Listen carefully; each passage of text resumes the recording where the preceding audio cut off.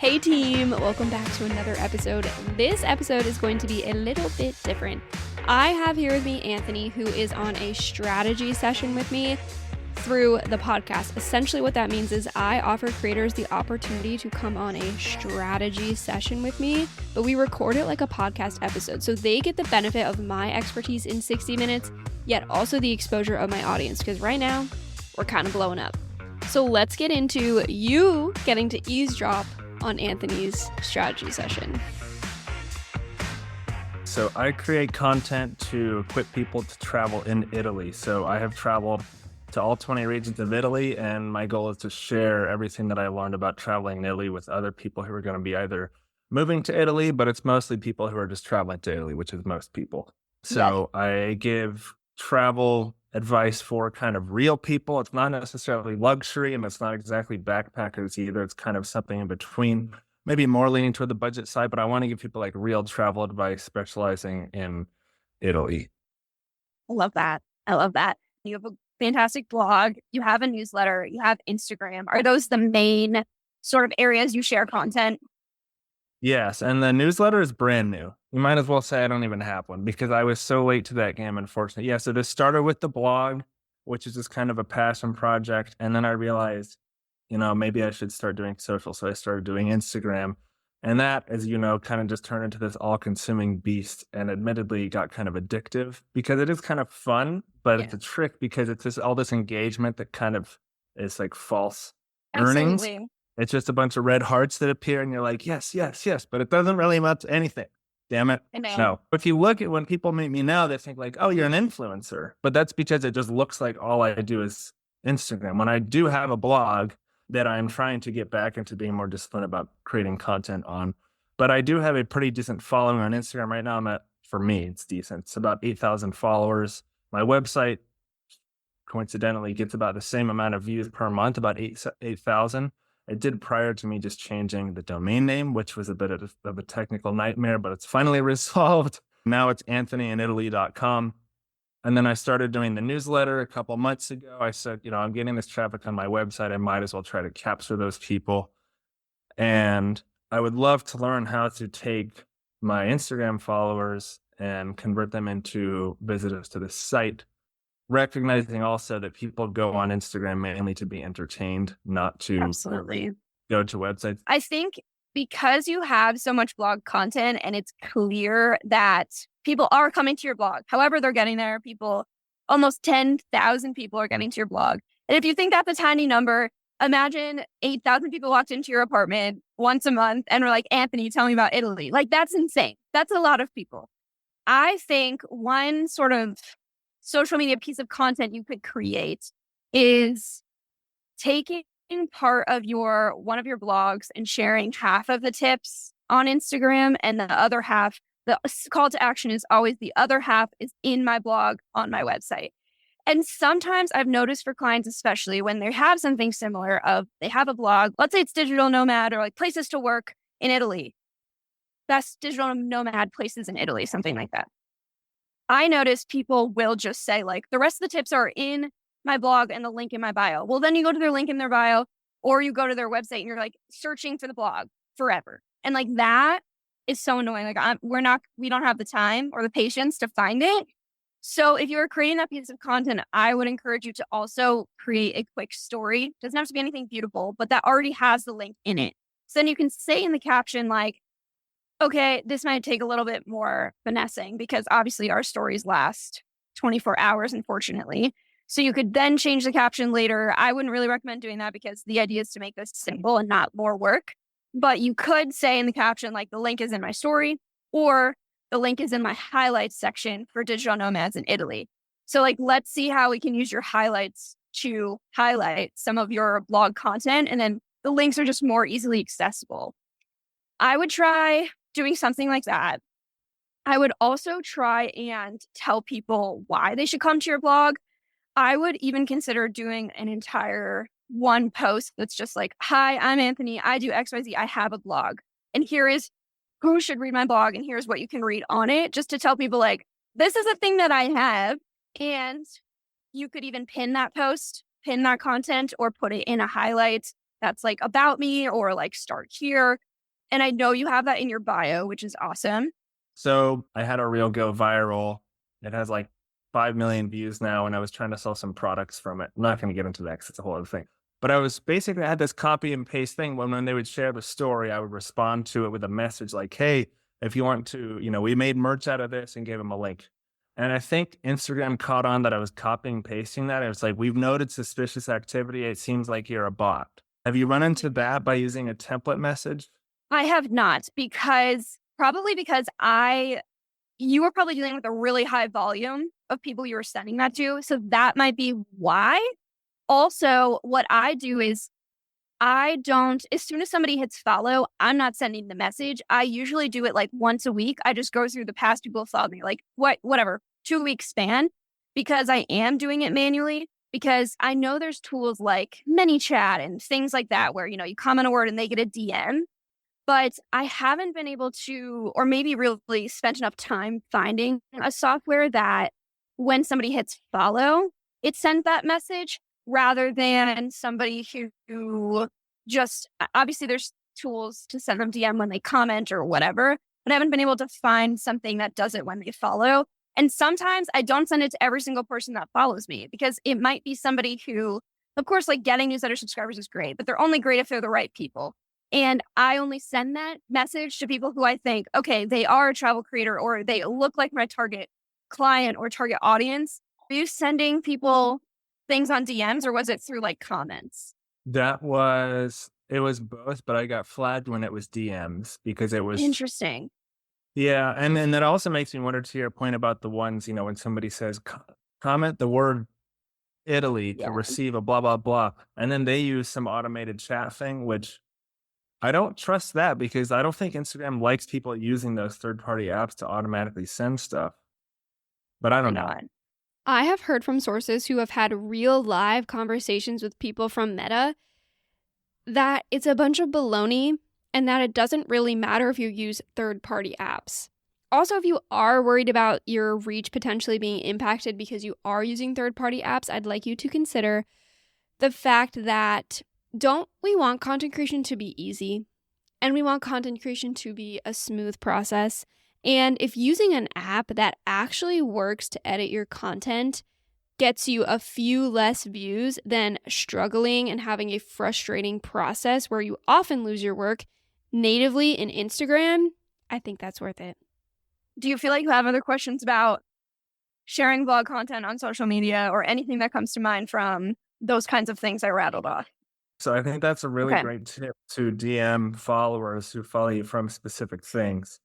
I think it also matters for me because everything I post is related to Italy. It's not all necessarily travel. It's all in the realm of Italy. So every follower I get is not really necessarily going to care about Italy travel tips, but I can select ones based on how they follow me, like what you said. And that's like something that, especially as you continue to grow your account, you're going to get a higher volume of followers in like a given week or something. But that sort of outsourcing those links things is something easy to outsource to somebody or a VA, just to get into your account to send the messages, to pick through them. If you tell them, okay, this person gets this sort of blog or link or whatever, and this person, they should really go to my other business or whatever, just to help you kind of make it faster later on. But I would give it a try. I would love to know how it goes. If you see any success from that, I would definitely try for newsletter growth. I would say 90+% of people I send that message to subscribe, and they don't unsubscribe. So I encourage you to try. I will. I definitely will. I have a lot to go through. I'm going to do that right after this. Amazing. Okay. Questions you might have about either newsletters or social media, either one, I'm happy to talk about, or both at the same time. So for one thing, I just want to mention, this is kind of a coincidence. So I just spent about 3 weeks in the UK, and my goal while I was there was not to be on Instagram the whole time, like posting stuff. So I batched a lot of stuff beforehand. And then like 2 days ago, I was listening to one of your episodes where you mentioned batching. And I was so right, which I've never really done before. I kind of have always done it in real time. And it was, like you said, it's so efficient if you just batch it. So I need to do that more. Yeah. Do you use like a scheduler for Instagram, or you just do it all native? I use Meta because Meta Business Suite through Facebook and Instagram because it is so easy. It's right there. I think it's a good scheduler. I love that the analytics are all right. Everything is there. I can do everything from managing messages to comments to scheduling the posts there.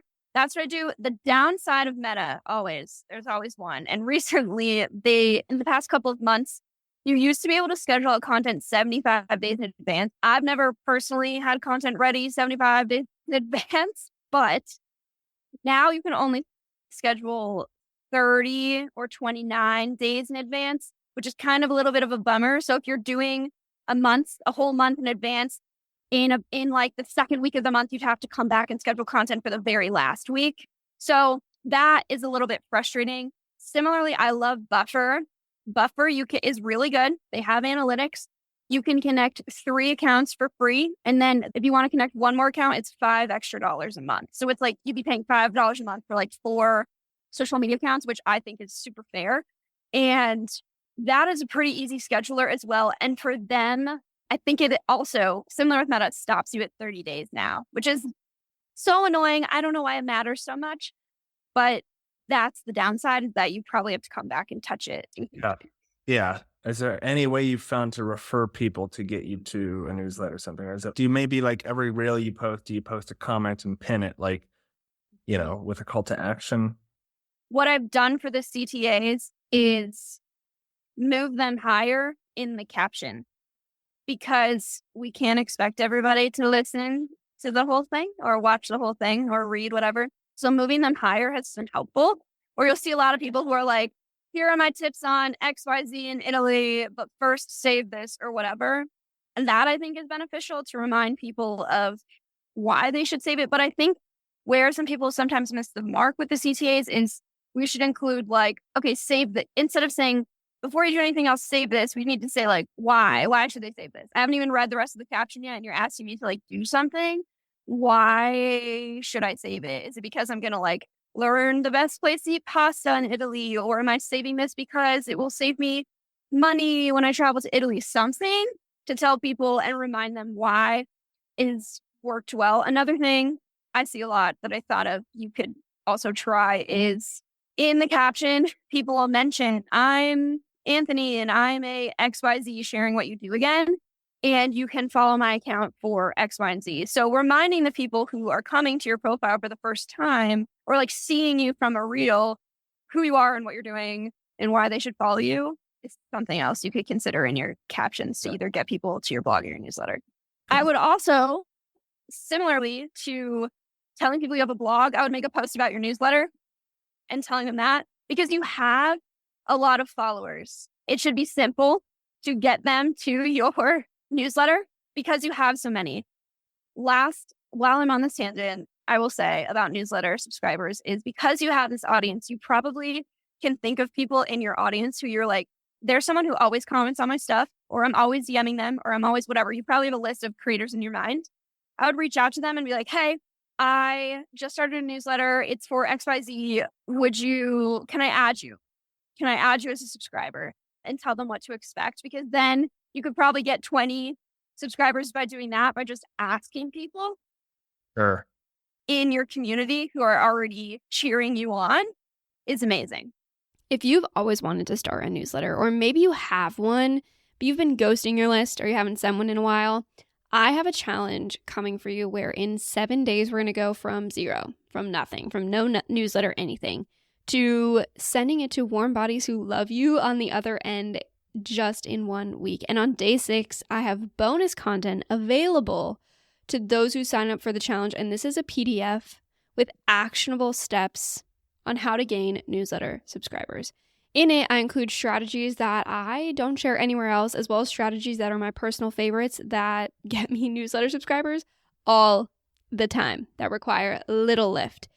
If you want to join this challenge where we completely take away the overwhelm of building a newsletter and actually give you a framework to make it repeatable and consistent, a link will be in the description for you, as well as the show notes if you want to sign up for the 7-day newsletter challenge and kickstart your newsletter goals for 2025.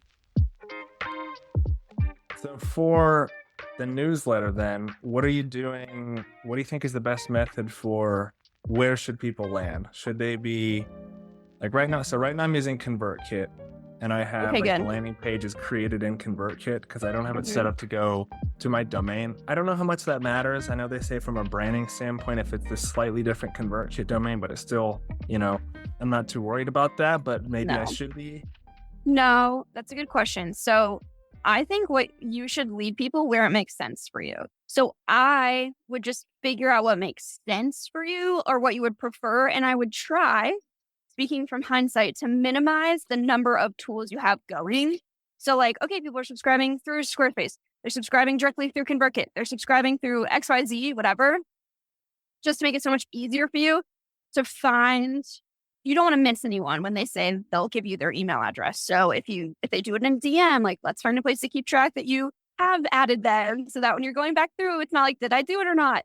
So I would try and figure out what is easy for you to use, what you like to use, and stick to that. I don't think it matters too much where they land necessarily. I see people who sort of set up, it's something called a tripwire.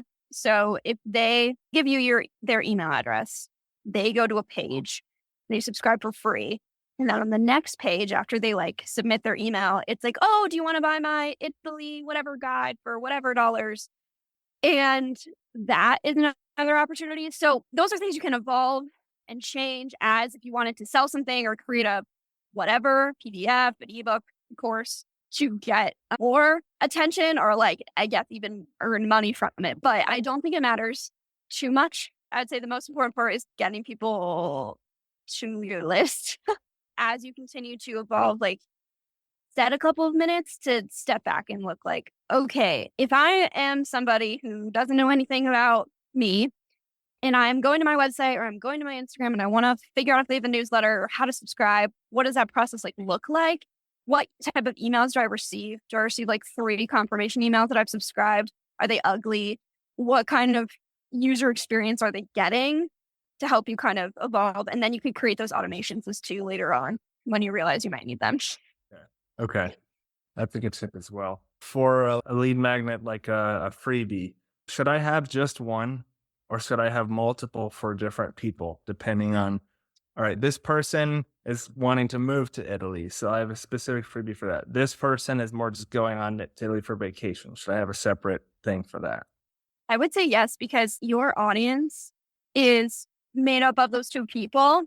And so the goal of the lead magnet is to get as many subscribers to your email list as possible. So if you have something for group A and something for group B, you're just increasing your chances of that. And I think is fabulous. And you can consider it like people who have different services. So like I have a freebie for my newsletter. I have a freebie for my content repurposing. It is the same, like it's me, but I am appealing to 2 kind of different goals of subscribers or audience members. Right. They are interested in the same thing, but they're just slightly on different paths. Sure. Okay. What's the frequency of newsletters? I guess that's one question that you send. Okay. And then number 2 is, should every newsletter be something you want to monetize? Or do you do some balance of like, one week you do something where it's like a call to action, a product you want to sell, like a service you want to sell. And then the next week is just kind of a fun and interesting one. That's like, just like, Okay. plenty of people newsletters where it's just like things I found out this week that I thought were interesting. And you might, there's people with millions of subscribers, stuff just like that. I don't know. I've heard people say if every newsletter is like trying to sell them something, people get turned off. But eventually, if you only do like fun, light stuff, they're like, all right, it's a waste of your own time. What's the point? I have so many thoughts for you. Okay. We will start with frequency of newsletters. So I recommend people starting to send twice a month to get into the habit of creating it. Because in the beginning, it's going to take you a little bit longer just to maybe figure out how the software you're using works. Or, okay, I'm creating a template. Do I really like how it looks? All of those little things will just take a little bit longer. Then once you get a hang of it and used to it, you can increase. But I would start lower because you can always add. And then it's always better for your audience if you are giving them a little bit and then you give them more rather than giving them a newsletter 3 times a week and then you send one once a month. So setting those expectations and being so real with yourself of like, I don't have time to write a newsletter 3 times a week. Or if I just sit down for 2 hours, we can have the whole newsletter done for a month if I'm only sending 2. That kind of thing, thinking about your own schedule is going to be helpful. Okay. Should you promote something in every single newsletter you send? I say no. I think you are correct because although people expect to receive promotions and buy things via their email, their goal is also to learn more about you, figure out if they even trust you. So if I'm just like, hey, Anthony, nice to meet you. Would you like to buy this thing? You're going to be like, no, not really. So what I would recommend is now that let's say you have your 2 freebies created and one is for people wanting to move to Italy, one is for people wanting to go on vacation. You can create tags in ConvertKit so that when that subscriber tags, you know immediately, okay, this person is a vacation person. This person wants to live there person. Then later on, let's say you create a course on like everything you need to know before you move to Italy.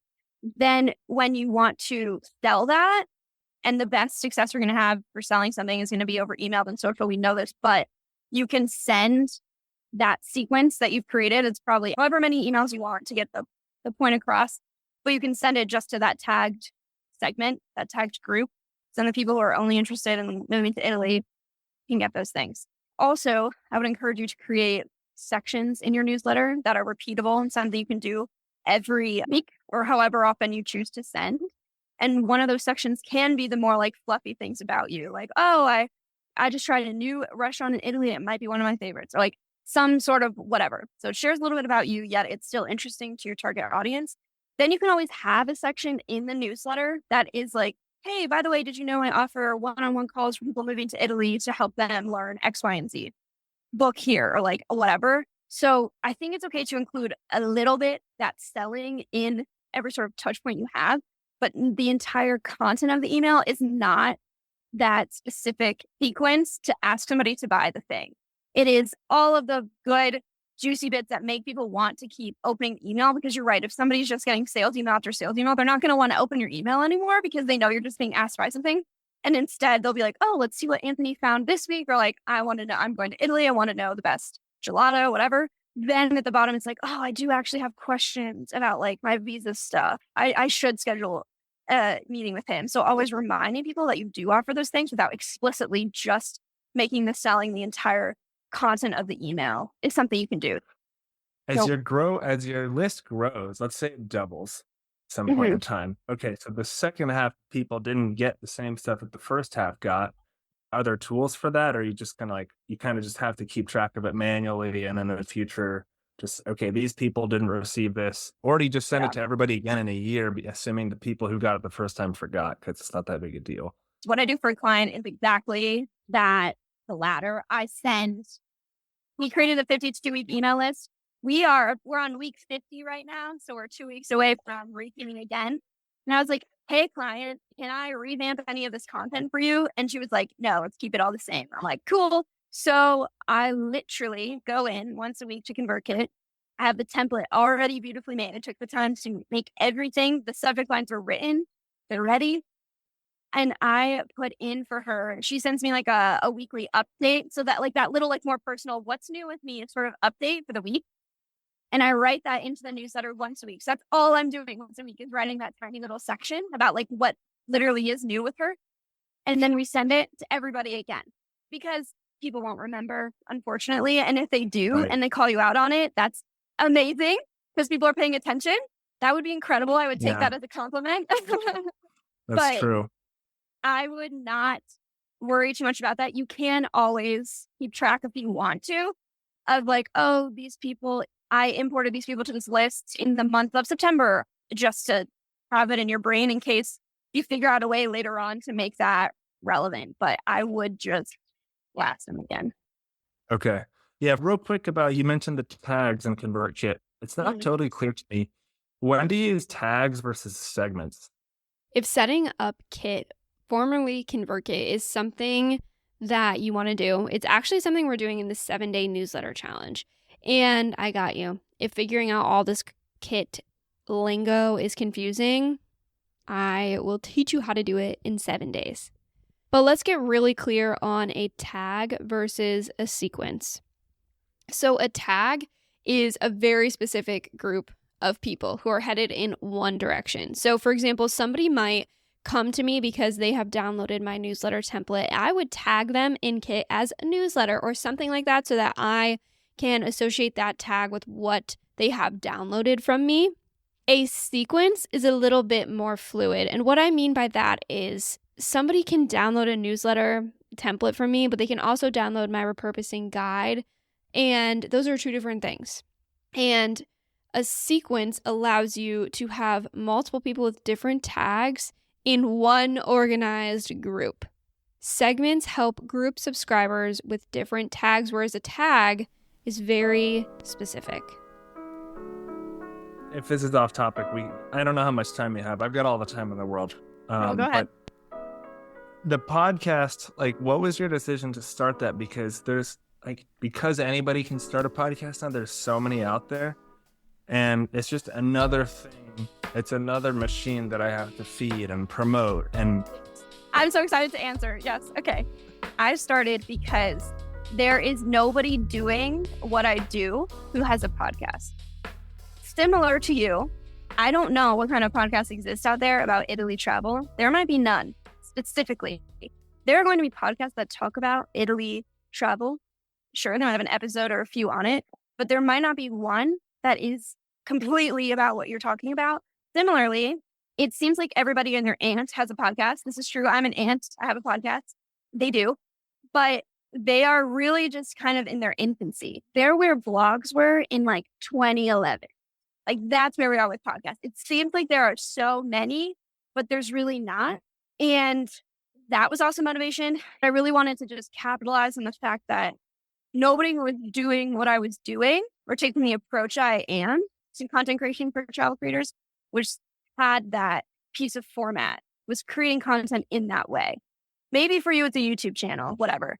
Okay, addressing the fact that it is one more freaking thing to do. Sure, it is. But the benefits I have reaped from this are incredible. The networking, the people I have met, incredible. Just in this time alone. It is something that you can get so far ahead on that this episode we're filming right now will probably come out maybe in January. Like I'm so far ahead because in an hour, you can sit down and make the episode short. Like my solo episodes, you've listened to a few, they're not super long.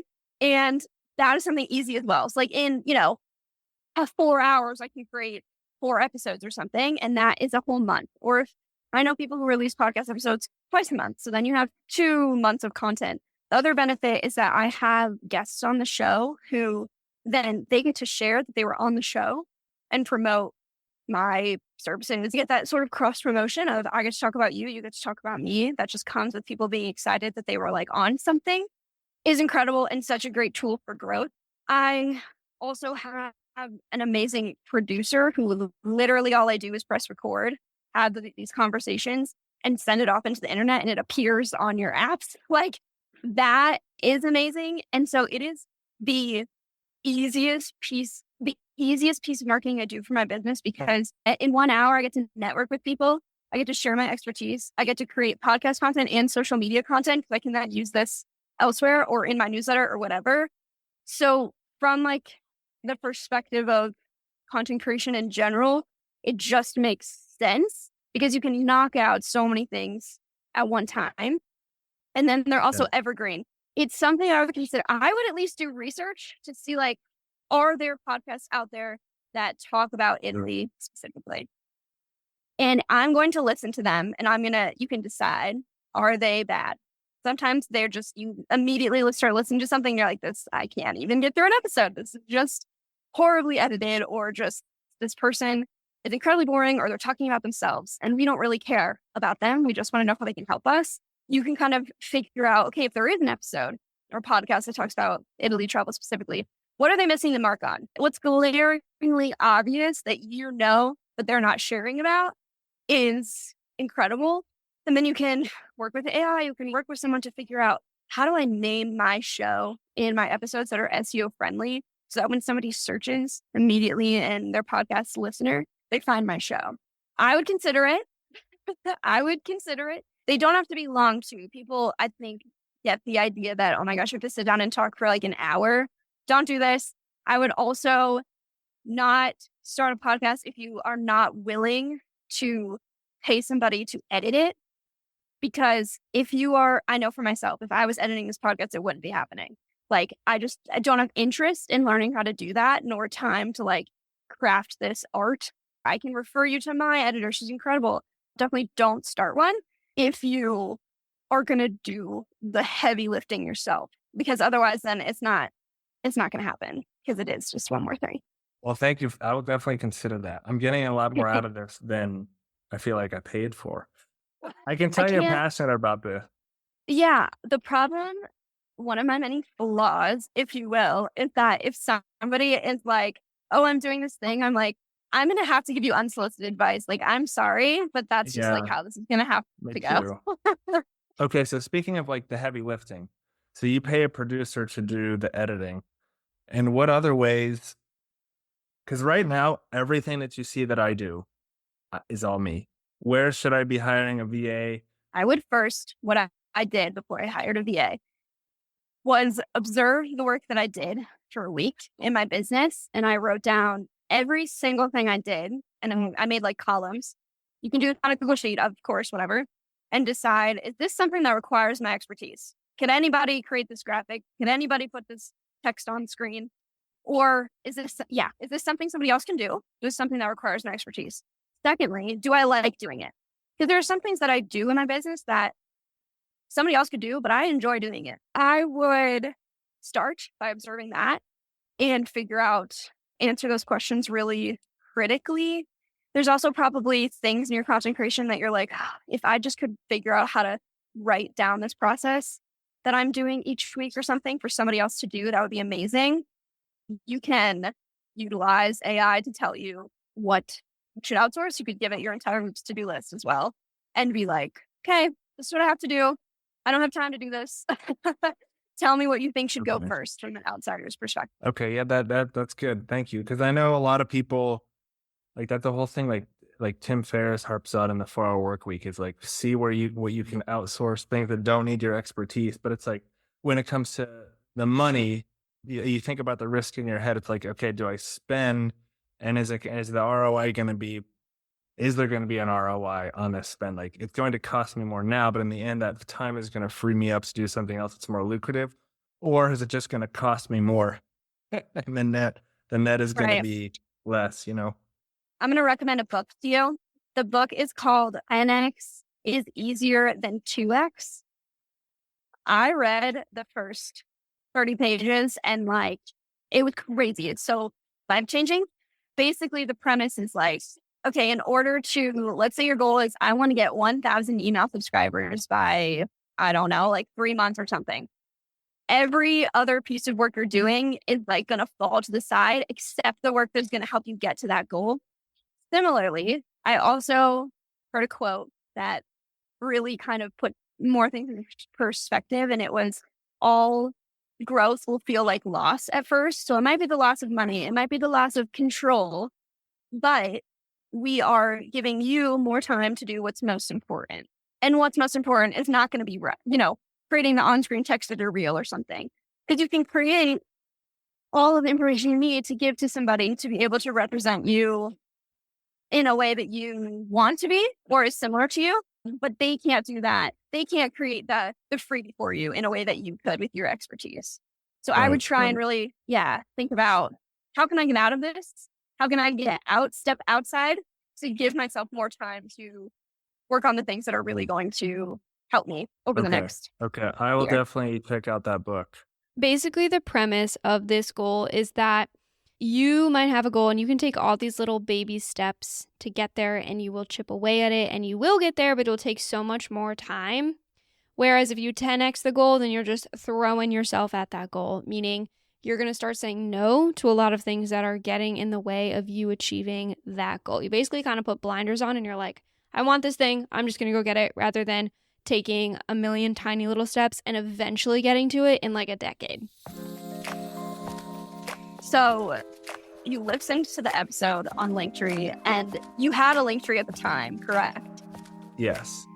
Okay, what were you thinking when you were listening to it? If you can remember, I'm just curious. Well, I was thinking this is so obvious. Afterwards, I thought like Linktree is for people who don't have websites, which is fine. If you don't have a website, you want a quick, organized way for people to get to your stuff, then sure, use Linktree. But it's better for SEO. If Instagram is going directly to your website, then rather than Linktree, I think that would be more beneficial. Instagram has a higher domain authority. So that's what was going through my mind. I was like, why was I doing this before? I know. So I got rid of Linktree on both of those Instagram accounts. Was it hard? Like, did it take you a lot of time to build this link page? No, it took me like 15 minutes. Oh my gosh, this is like an amazing full circle moment for me. 'Cause that's the whole, okay, that feels validating. 'Cause that's the whole point, is like, let's do something that makes sense, but it's not going to take you hours. Because I think when people think like, oh, I got to edit my website, immediately in my mind, I'm like, this didn't take me hours. And yikes. Where do you want people to find you on the internet? They can find me first and foremost on my website, anthonyinitaly.com. They could find me on Instagram, Anthony_in_Italy, because without the underscores was taken. No. Are they posting anything? Do you know? Nope, if that of account course is, not. like, No, of course they're not. Of course they're not. And what can course you they're do? not. What can you do? Oh, No, it's like That's 6 brutal. followers and like 3 posts, and the account was, I don't even know. Whatever. It's fine. It's just Instagram. exactly. I also have a separate company where I help Italian Americans get their Italian passports through their ancestry, which is what I did myself. So I work with a business partner where we help people do that, so people can get European citizenship and live, work, retire, etc. in Italy and anywhere else in Europe. And it kind of ties in. It's funny because what I do, like what I've done on Instagram for Anthony in Italy and my website, has benefited my other company, Become Italiani, more, because people read my stuff and they say, oh, you're an Italian citizen. How did you do that? And then they have converted into customers for that business, which has been great. But it's just kind of like, wasn't my goal, but that's kind of what's happened. I had so much fun walking through this coaching session with Anthony, and I hope you learned a couple of things too listening in. Like I said, if you want to be the next creator featured on a coaching strategy session on the podcast, the link to do that will be in the description as well as in the show notes. I also wanted to say thank you so much for the highest download month I've ever had in the history of this podcast. We had over, I think it was 1,041 by the time the month ended. I remember posting on Instagram saying, can you help me hit 1,000 by the end of the month? And then you blew it out of the water. So that's insane. I really appreciate that. I get DMs probably every day from listeners who are like, I listened and I liked this. And it makes me so giddy. Like, I take a screenshot of that and I put that in my feel good folder. And I know I do that. But it makes me so happy, and I know it can sound like so disingenuous when somebody on the internet like thanks you for doing something, but I really do appreciate it because it's not always easy creating content all the time, but it does bring me joy, and knowing that it brings you joy too makes it so much more better. So much more better? So much more worth it. It would also make me super happy if you connected with Anthony on Instagram. You can find him at Anthony_in_Italy. He shares incredible content, not just about tips when you're visiting Italy, which who doesn't want to know those from a local, but also advice and strategies on what to do if you want to move there, which is sounding better and better every day, Anthony. It really is. But he literally helps people do that. And I highly recommend connecting with him. But I will see you next week. Happiest of creating. I miss you already. See you soon. Talk to you on the internet.